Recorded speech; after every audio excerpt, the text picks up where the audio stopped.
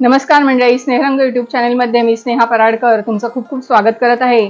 आपण आज अशी रेसिपी दाखवणार आहोत की समजा आता खूप जण परदेशात फिरायला जातात, अगदी थायलंडला वगैरे.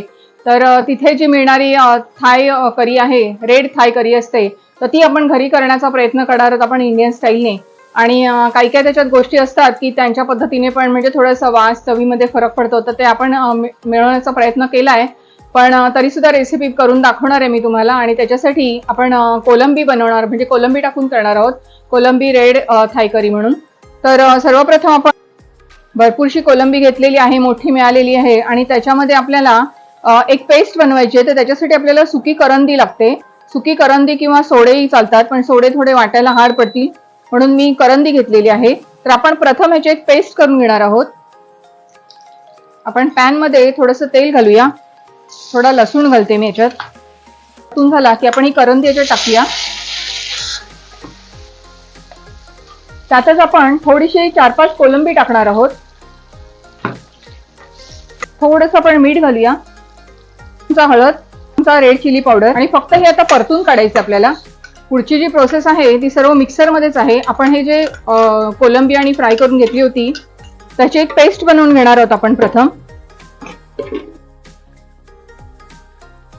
आपण या लाल मिरच्या घेतलेल्या आहेत काश्मीरच्या, त्यांच्या याच्यामध्ये छोटी एक मिरची असते, तर ती आपल्याला मिळाली नाही, तर ह्या थोड्या भिजत घातलेल्या आपण त्या याच्यात घालूया.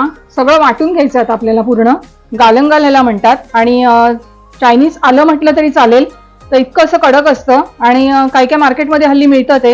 हे आपलं साधं आलं आहे, आणि हे असं. तर हे पण मी थोडं घेतल्याचा वास आणि चव ह्याच्यात फरक पडतो. हे मी असं कापून घेतलेलं आहे. दुसरं हे आहे काफिर लाईम लिव्ज म्हणतात त्याला, आपल्या कढीपत्त्याच्या पानांसारखी असतात, तर ती पण थोडी आपण कापून घालणार आहोत. हा आपला साधा, त्याचे जे रूट्स असतात एकदम मुळाचा जो भाग असतो जाड, तो आपण ह्याच्यात घेणार आहोत. तो पण आपण वाटायला घालणार आहोत. हे सर्व आता आपल्याला वाटायचंय. थोडा लसूण घेऊया, थोडंसं आलं घेतलंय मी. आपण थोडा गूळ घालणार आहोत त्याच्यामध्ये. हा आहे लिंबाचा रस एका. थोडा कांदा घालूया आपण.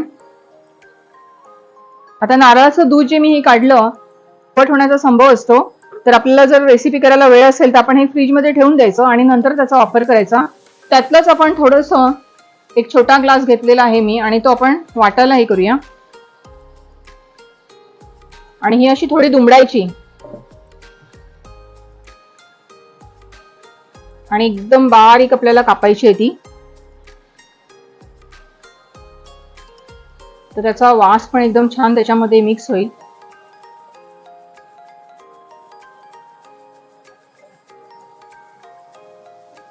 आपण ही सुद्धा आपण ह्याच्यामध्ये पेस्ट साठी हे करूया. टोमॅटो केचप थोडा घेतलाय, 2 चमचे आहेत छोटे. 2 टेबलस्पून मिरी पावडर घालणार आहोत. एक अर्धा चमचा मिरी पावडर आहे. एक छोटा चमचा काश्मीरी लाल मिरची पावडर आहे. 1 चमचा धणा जिरा पावडर घालतोय आपण. मस्तपैकी फिरवून घेऊया. आपली पेस्ट छान एकदम झालेली आहे मस्त. आणि आता आपण मुख्य कृतीला सुरुवात करूया. त्याच पॅन मध्ये मी कांदा फोडणीला घालणार आहोत.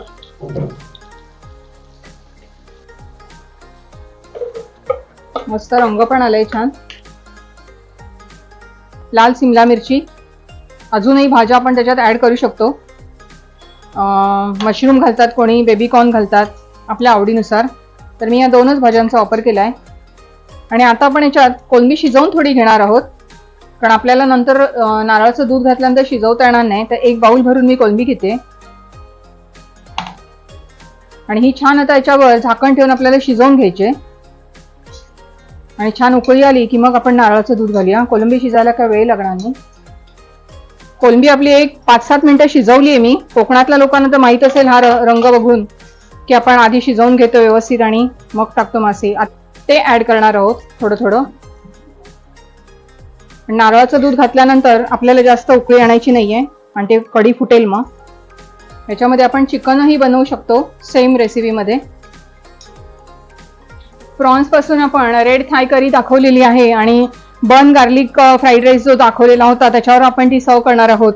तर रेसिपी अतिशय भन्नाट आहे आणि खूप मस्त आहे की बाहेर लोक जे फिरायला जातात तर त्यांना या चवीची सवय होईल घरापासूनच आपल्या, आणि सगळे आपल्या घरातलं सामानापासून केलेलं आहे.